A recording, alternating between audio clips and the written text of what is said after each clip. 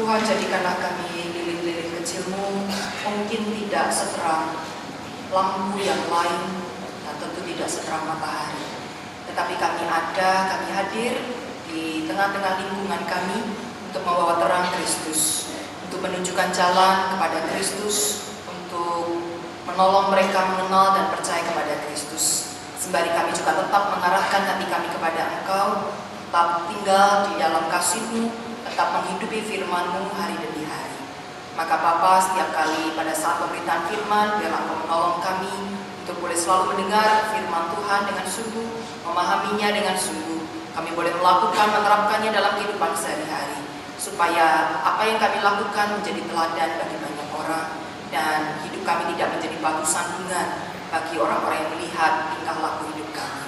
Kerjalah dalam batin kami Bapa, menerangi akal pikiran, akal budi kami yang serba lemah dan terbatas. Kiranya kami dimampukan untuk sungguh memahami bagian firman Tuhan pada hari ini. Hanya di dalam nama Tuhan Yesus Kristus kami persembahkan hidup kami. Amin.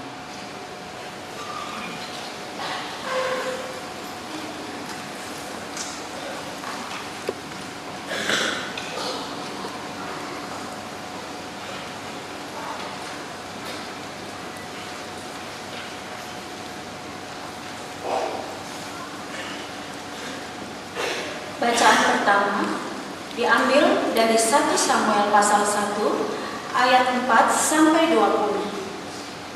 1 Samuel pasal 1 ayat 4 sampai 20. Dalam perikop ini dikisahkan Hana datang menghadap Tuhan dengan sikap doa yang menyerahkan semua pergumulan kepada belas kasihan Tuhan sehingga Tuhan mengingatnya. Beginilah firman Tuhan. Pada hari Elkana mempersembahkan korban, diberikannya kepada Penina istrinya dan kepada semua anaknya yang laki-laki dan perempuan masing-masing sebagian. Meskipun ia mengasihi Hana, ia memberikan kepada Hana hanya satu bagian, sebab Tuhan telah menutup kandungannya. Tetapi madunya selalu menyakiti hatinya supaya ia busa, karena Tuhan telah menutup kandungannya. Demikianlah terjadi dari tahun ke tahun. Setiap kali Hana pergi ke rumah Tuhan, Penina menyakiti hati Hana, sehingga ia menangis dan tidak mau makan. Lalu Elkana suaminya berkata kepadanya, "Hana, mengapa engkau menangis? Dan mengapa engkau tidak mau makan? Mengapa hatimu sedih? Bukankah aku lebih berharga bagimu daripada 10 anak laki-laki?" Pada suatu kali setelah mereka habis makan dan minum di Silo, berdirilah Hana, sedang Imam Eli duduk di kursi dekat tiang pintu bait suci Tuhan.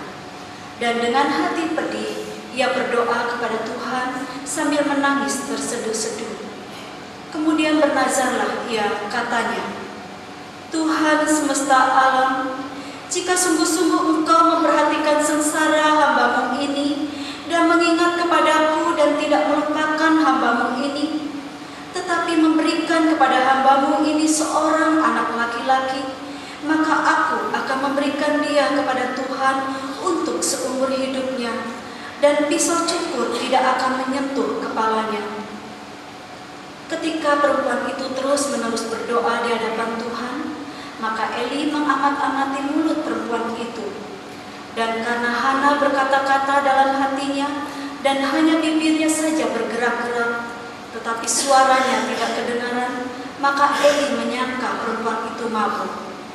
Lalu kata Eli kepadanya, "Berapa lama lagi engkau berlaku sebagai orang mabuk? Lepaskanlah dirimu daripada mabukmu." Tetapi Hana menjawab, "Bukan, Tuanku, aku seorang perempuan yang sangat bersusah hati. Anggur ataupun minuman yang memabukkan tidak kuminum, melainkan aku mencurahkan isi hatiku di hadapan Tuhan.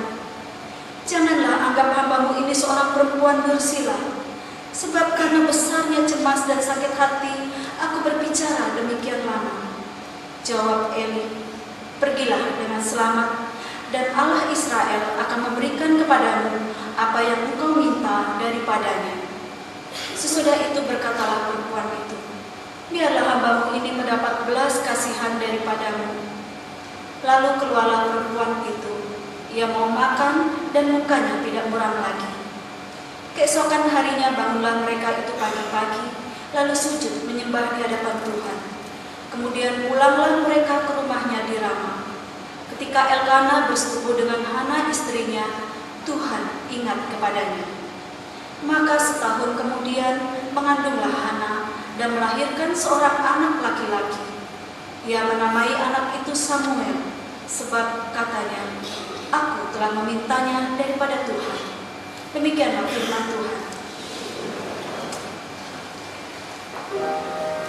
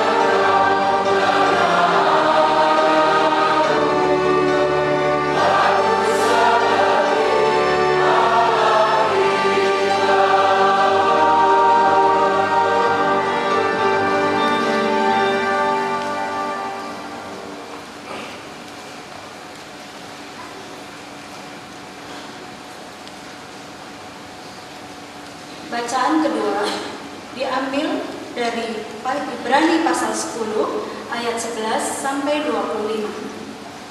Ibrani pasal 10 ayat 11 sampai 25. Dalam perikop ini, penulis surat Ibrani menasihatkan bahwa kita dimungkinkan untuk datang menghadap Allah dengan hati yang tulus dan keyakinan iman yang teguh, oleh karena kita telah memperoleh pengampunan. Beginilah firman Tuhan. Selanjutnya, setiap imam melakukan tiap-tiap hari pelayanannya dan berulang-ulang mempersembahkan korban yang sama sekali tidak dapat menghapuskan dosa. Tetapi ia, setelah mempersembahkan hanya satu korban saja karena dosa, ia duduk untuk selama-lamanya di sebelah kanan Allah, dan sekarang ia hanya menantikan saatnya di mana musuh-musuhnya akan dijadikan tumpuan kakinya. Sebab oleh satu korban saja ia telah menyempurnakan untuk selama-lamanya mereka yang ia kuduskan. Dan tentang hal itu, Roh Kudus juga memberi kesaksian kepada kita. Sebab setelah ia berfirman, inilah perjanjian yang akan kuadakan dengan mereka sesudah waktu itu. Ia berfirman pula, aku akan menaruh hukumku di dalam hati mereka dan menuliskannya dalam akal budi mereka. Dan aku tidak lagi mengingat dosa-dosa dan kesalahan mereka. Jadi, apabila untuk semuanya itu ada pengampunan, tidak perlu lagi dipersembahkan korban karena dosa. Jadi, saudara-saudara, oleh darah Yesus kita sekarang penuh keberanian dapat masuk ke dalam tempat kudus, karena ia telah membuka jalan yang baru dan yang hidup bagi kita melalui tabir, yaitu dirinya sendiri. Dan kita mempunyai seorang imam besar sebagai kepala rumah Allah. Karena itu, marilah kita menghadap Allah dengan hati yang tulus ikhlas dan keyakinan iman yang teguh. Oleh karena hati kita telah dibersihkan dari hati nurani yang jahat dan tubuh kita telah dibasuh dengan air yang murni. Marilah kita teguh berpegang pada pengakuan tentang pengharapan kita, sebab Ia yang menjanjikannya setia. Dan marilah kita saling memperhatikan, supaya kita saling mendorong dalam kasih dan dalam pekerjaan baik. Janganlah kita menjauhkan diri dari pertemuan-pertemuan ibadah kita, seperti dibiasakan oleh beberapa orang, tetapi marilah kita saling menasehati dan semakin giat melakukannya menjelang hari Tuhan yang mendekat. Demikianlah firman Tuhan.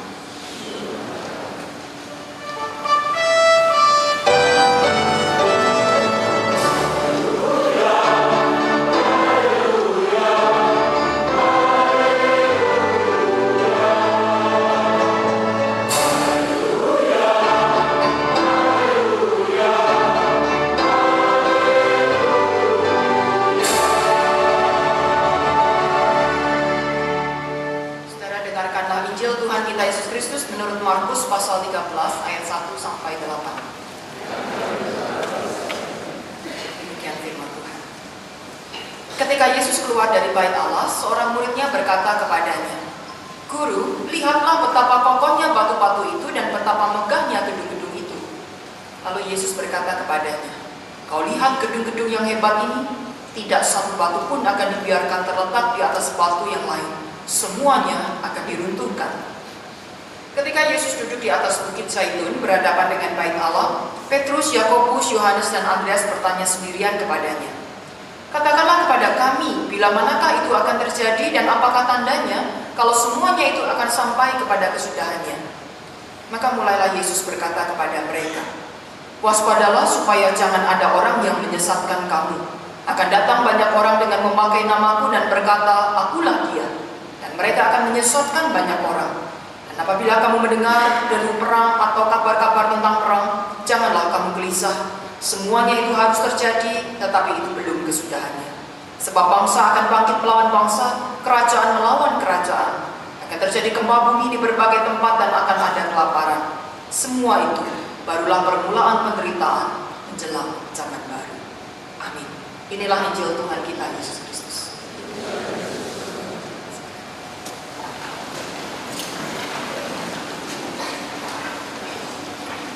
Saudara terkasih dalam Yesus Kristus, kembali kita akan bicara soal doa. Menurut Bapak Ibu Saudara, doa itu menjadi hak kita atau menjadi kewajiban kita. Hak atau kewajiban. Saudara, ada orang yang mengatakan doa itu ya kewajiban karena kan diperintahkan oleh Tuhan. Tetaplah berdoa. Berdoa dan berjaga-jagalah. Jadi itu sebuah keharusan, harus dilakukan karena Tuhan memberi perintah kepada kita. Tetapi di samping itu juga ada orang yang mengatakan ini hak. Bukankah Tuhan mengatakan mintalah maka akan diberikan kepadamu, carilah maka kamu akan mendapat, ketuklah maka pintu akan dibukakan bagimu, mintalah apa saja dalam namaku maka aku akan memberikan kepadamu. Ini hak kan untuk meminta. Kalau kita tidak punya, kita susah, kita meminta kepada Tuhan dan nanti Tuhan akan berikan, maka ini hak. Mana yang menurut Anda lebih benar? Dan apa yang menjadi pandangan Anda selama ini? Saudara, ketika kita hanya memakai salah satunya, memang kita akan terjebak dalam pola doa yang keliru. Ketika sebagian orang mengatakan doa hanya sebagai sebuah kewajiban, maka dia akan merasa sangat-sangat berat untuk melakukannya. Siapa sih orang yang suka dengan kewajiban? Kewajiban itu keharusan, yang mau tidak mau harus dilakukan, kalau tidak kita akan kena sanksi, atau kalau tidak kita akan menderita.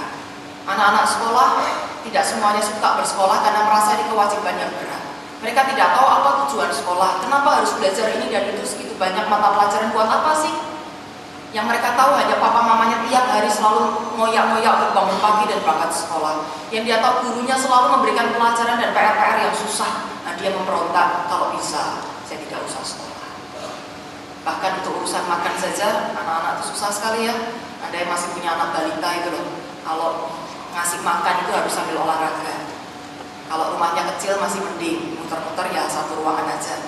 Kalau rumahnya bertingkat, saudara, Anda akan naik turun tangga, Anda akan putar-putar seluruh rumah hanya untuk memasukkan sesuap nasi ke mulut anak itu. Karena mereka merasa ini beban. Saya kenapa harus tiap hari makan? Kenapa sehari 3 kali? Orang tua aku terus selalu menjejalkan makanan ke dalam mulutku, aku tidak suka. Kalau bisa, aku tidak usah makan. Makan menjadi sebuah hal yang berat. Demikian pula doa, saudara. Ketika kita tidak tahu apa artinya, ketika kita tidak merasakan itu sebagai kebutuhan, namun hanya sebagai sebuah kewajiban, kita akan terpaksa berdoa. Bahkan di dalam ibadah-ibadah pun, kalau bisa tidak perlu ada doa syafaat terlalu panjang. Kalau bisa tidak perlu ada doa pengakuan dosa, saya tidak salah apa-apa. Berdoa menjadi sesuatu yang menyulitkan. Orang Israel, saudara, merasakan doa itu juga sebuah beban yang berat, karena ini aturan. Memang orang Israel kebanyakan suka dengan kewajiban. Tapi kenapa suka? Bukan karena sebuah kesadaran diri, tapi karena takut dihukum.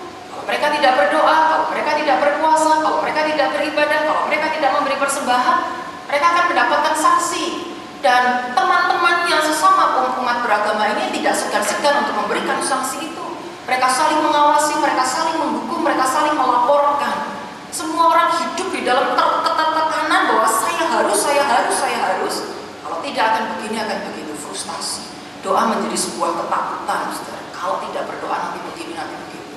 Takut sekali. Ditambah lagi, saudara, ketika seseorang pada akhirnya betul-betul membutuhkan doa, saya pengen datang kepada Tuhan, saya ingin meminta kepada Tuhan, belum tentu mereka bisa datang dengan bebas. Ada rasa takut doaku tidak diterima oleh Tuhan. Ada perasaan takut bahwa diri saya tidak layak untuk berjumpa dengan Tuhan. Orang hanya bisa berdoa dengan bebas setelah mereka memberikan persembahan korban bakaran sebagai korban penebus salah. Dan itu pun setahun sekali, hanya pada hari raya orang Yahudi. Hanya, saudara, seorang ibu yang mengalami kepahitan dalam hidupnya, bukan saja karena dia mandul tidak bisa punya anak, tetapi karena suaminya menikah lagi dan istri mudanya menghina dia habis-habisan, mengata-ngatai dia, mengolok-olok dia gara-gara dia tidak punya anak. Setiap hari tentunya Hana berdoa, tetapi rasanya doa itu tidak nyampai kepada Tuhan.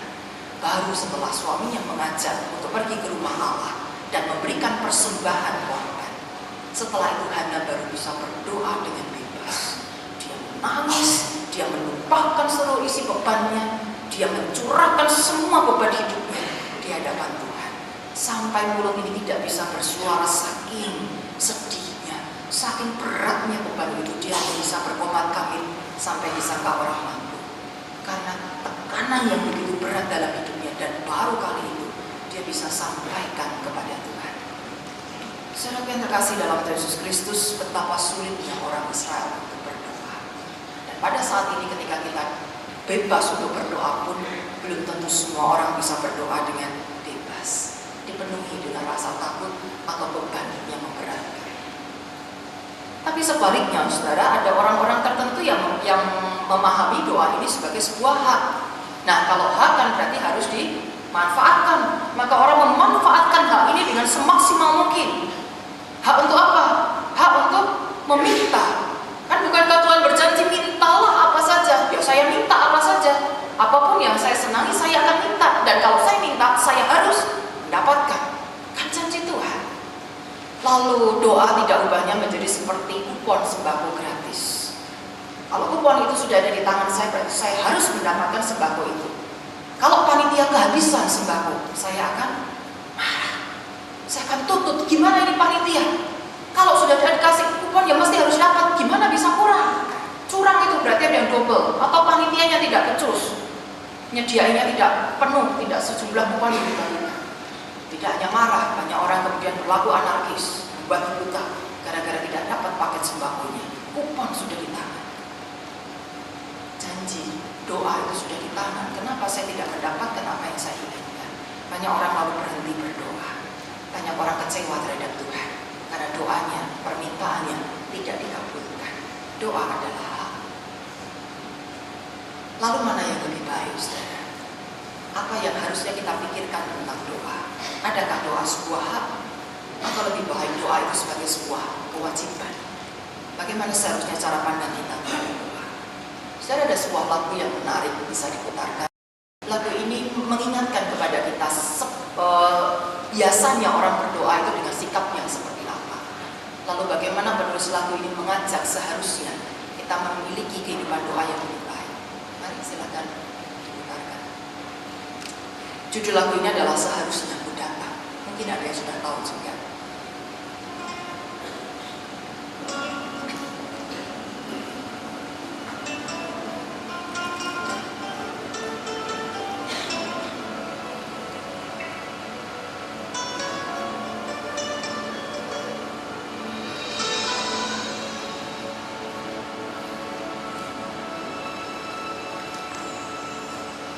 Seringkali ku datang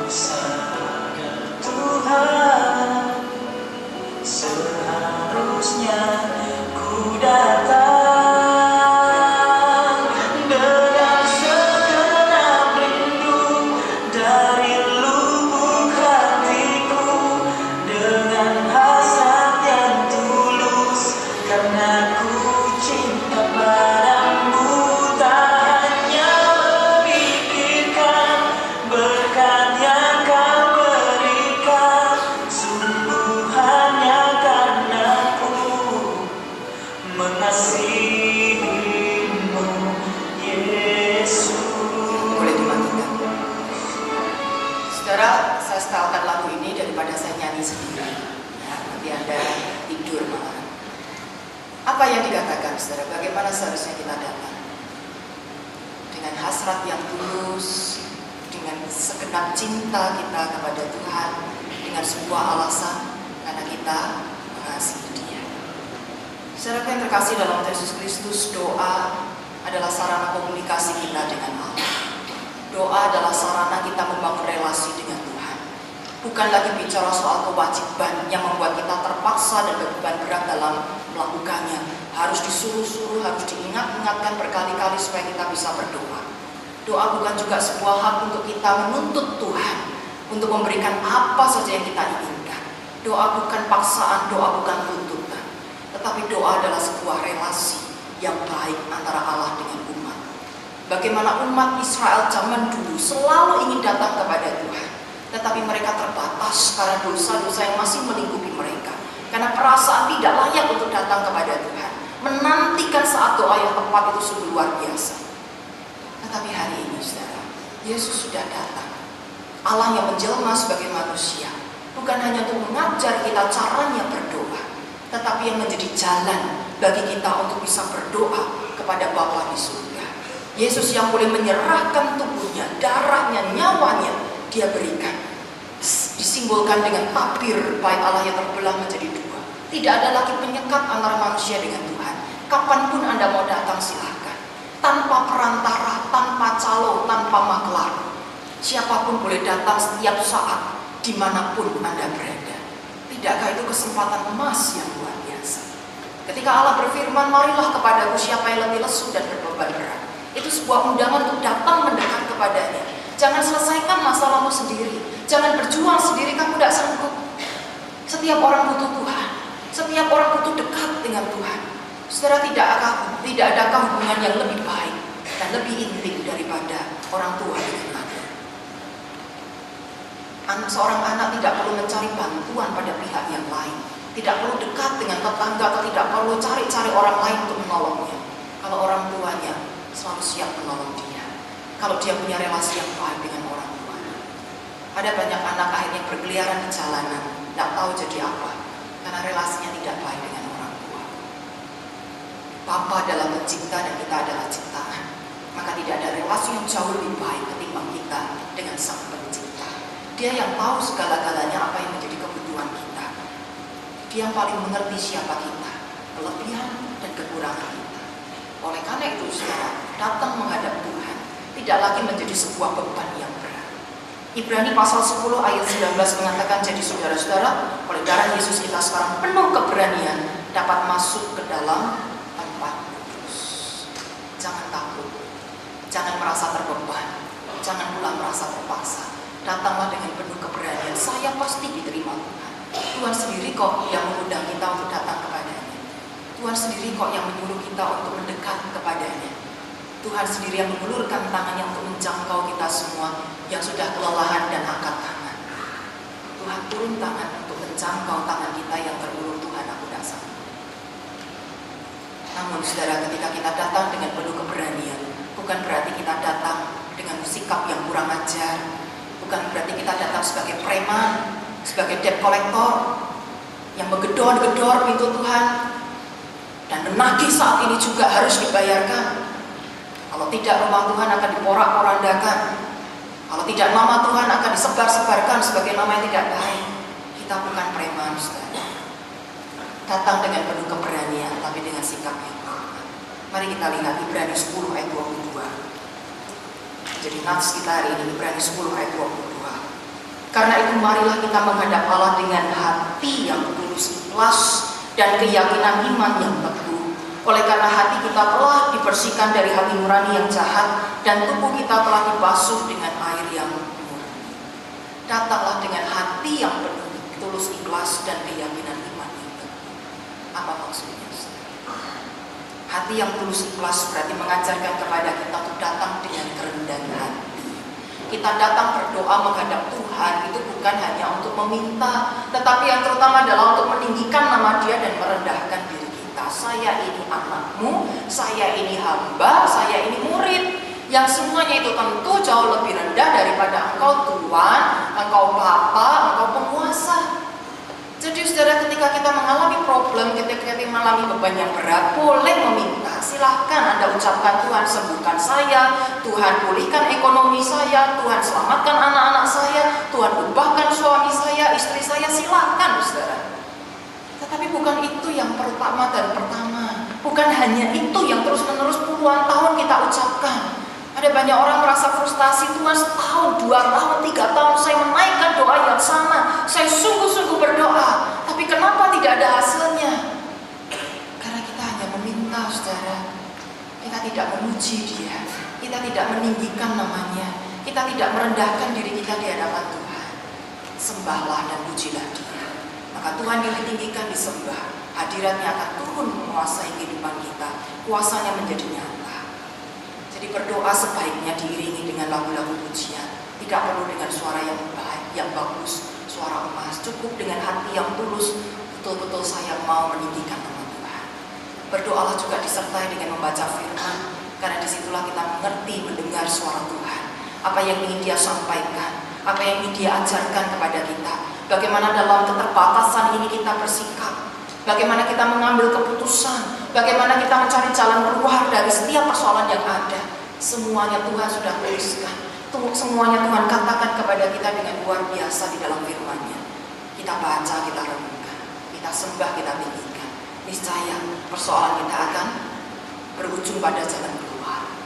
Persoalan kita tidak akan seperti benang ruwet yang tidak ada ujung pangkalnya dan tidak pernah selesai. Yang kedua, saudara, berdoalah dengan keyakinan iman yang teguh. Percayalah bahwa Tuhan itu baik dan selalu baik. Bukan hanya baik dan pernah baik, tetapi baik dan selalu baik dulu, sekarang, dan selamanya. Kita boleh datang dengan hati yang hancur. Kita boleh menangis terseduh-seduh di hadapan Tuhan seperti Ibu Hana. Kita boleh menyebutkan bagaimana penderitaan-penderitaan kita, bagaimana sakitnya diri kita. Silahkan Anda beberkan semua di hadapan Tuhan. Tuhan itu Bapa kita. Kita boleh ngobrol apa saja sama Dia, sama seperti kita bicara dengan orang lain, saudara. Ungkapkan dengan bebas tanpa lagi rasa takut.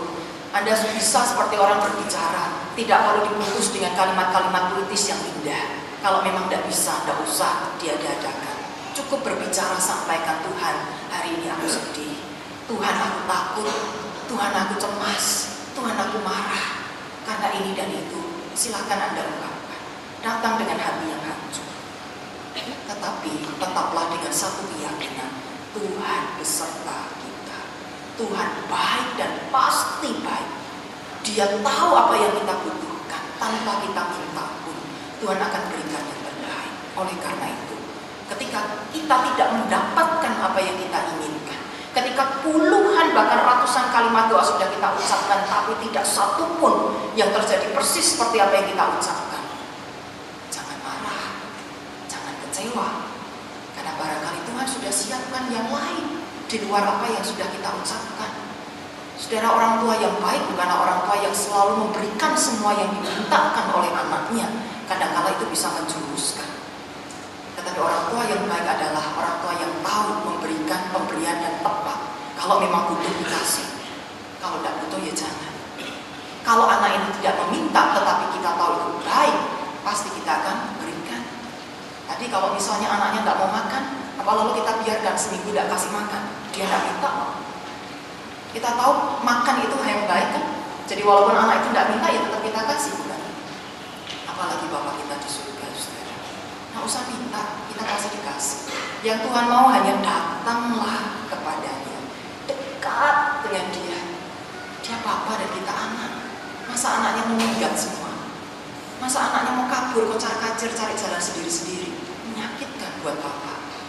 Datang kepadanya dengan tulus hati, dengan percaya Tuhan berikan yang terbaik. Jangan pernah marah, karena kemarahan kita kepada Tuhan hanya akan menambah kesulitan kita.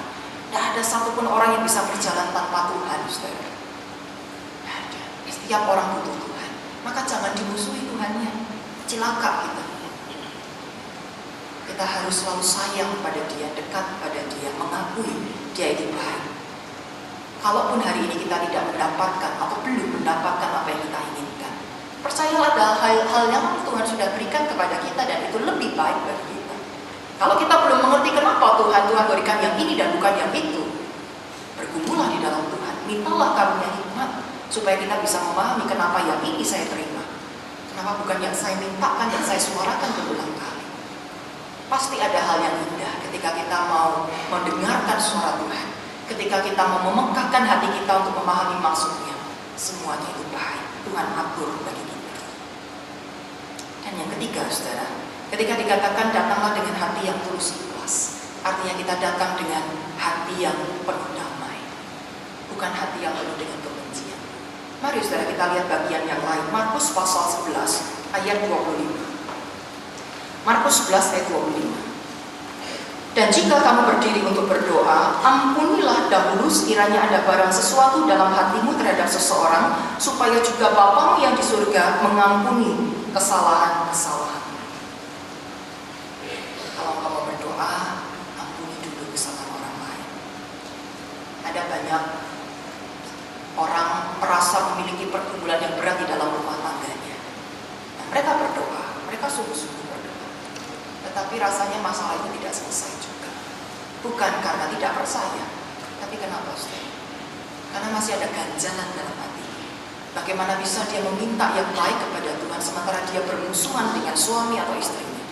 Dia marah dengan anak, dengan mantunya. Dia tidak suka dengan mertuanya. Bagaimana doa itu bisa dinaikkan dengan tulus? Bagaimana doa itu bisa lahir dengan sukacita dan penuh syukur? Hatinya jahat, hatinya benci. Kadangkala yang dimintakan pun hal yang buruk. Tuhan, pukul saja suami dulu biar dia cerai, biar dia kapok. Tuhan buat kesusahan dalam diri mantuku biar dia tahu bersikap sebagai mantu yang baik. Saudara yang terkasih dalam Yesus Kristus, ada banyak kali kita dibutakan oleh kejengkelan-kejengkelan itu. Ketika kita jengkel, ketika kita benci dengan orang lain, segera selesaikan itu. Kalaupun kita tidak langsung bertegur sapa dengan orang yang kepadanya kita bermasalah, paling tidak mintalah ampun kepada Tuhan. Ampuni Tuhan, kalau aku sempat jengkel, kalau aku sempat benci kepada dia. Ketika kita minta ampun, ketika kita mengampuni saudara-saudara kita itu, percayalah, doamu akan segera terkabul. Saudara-saudara terkasih dalam Yesus Kristus, membangun kehidupan doa juga membangun prinsip hukum kasih, menerapkan prinsip kasihilah Tuhan Allah, kasihilah sesama manusia. Ketika kita berdoa, kasihilah Tuhan Allah, cintailah Dia, tinggikanlah namanya, percayalah betul-betul kepada Dia. Tetapi juga kasihilah sesama manusia. Ibrani 10 ayat 24 dan 25 mengatakan supaya kita saling menasehati, saling mengingatkan, saling mendorong dalam pekerjaan-pekerjaan baik, saling membangun dan saling mendukung. Itu sebuah relasi yang sangat harmonis. Memang tidak ada di antara kita ini yang semuanya sama persis. Tidak ada di antara kita yang keinginannya sama, perilakunya sama, karakternya sama, dan semuanya berbeda. Tapi tidak masalah. Yang penting adalah bagaimana kita saling melengkapi dalam perbedaan ini. Ketika yang satu salah, yang satu jatuh, bukan lalu kita hakimi dan kita maki-maki, tetapi bagaimana kita mengangkat dia, menolongnya, untuk mengarahkan kembali untuk berjalan di jalan yang benar. Ketika yang lain merasa tidak bisa, merasa lemah, bukan lalu untuk kita hina, tapi bagaimana kita tolong dan semangat supaya dia bisa melakukan yang benar dan yang lebih baik. Membangun kehidupan doa juga harus menerapkan prinsip kasih, mengasihi Tuhan dan mengasihi sesama. Oleh karena itu, saudara, kalau antara kita semua hari ini yang saat-saat ini sedang lelah di dalam doanya, merasa sia-sia dengan doanya, merasa tidak ada hasil dengan doanya, jangan salahkan Tuhan, jangan pula salahkan orang lain sebagai penyebab dari kesulitan-kesulitan kita. Kemarahanmu tidak akan pernah menyelesaikan persoalan hidupmu. Kemarahan kita tidak akan membuat kondisi kita lebih baik, justru akan menambah kerumitan-kerumitan yang lain. Kalau doa kita tidak juga kunjung dijawab, kalau kita merasa doa kita tidak juga dikabulkan oleh Tuhan, mari kita koreksi diri, bertanya pada diri kita masing-masing. Jangan tanya orang lain, tanya diri kita masing-masing. Apakah kita sungguh-sungguh menyembah Dia, mengutamakan Dia, meninggikan Dia? Atau ketika kita berdoa hanya sekedar untuk memuaskan hasrat diri kita, supaya kita dicap sebagai orang beriman karena seluruh doa kita dikabulkan, supaya kita dianggap saleh karena setia berdoa, supaya beban hidupku sirna dan saya menjalani hidup yang enak serba santai karena saya mendapat apa yang saya inginkan. Apa motivasi doa kita? Ketika kita berdoa, adakah kita sungguh-sungguh percaya Tuhan itu baik? Atau kita masih meragukan kasih-Nya? Tuhan jawab enggak, Tuhan beri enggak, jawab enggak, beri enggak. Itu ragu. Percayalah Tuhan berikan yang terbaik. Kalaupun bukan sesuai yang kita minta, itulah yang terbaik. Dan ketika kita berdoa, adakah kita datang dengan hati yang murni, yang bersih, bebas dari kebencian?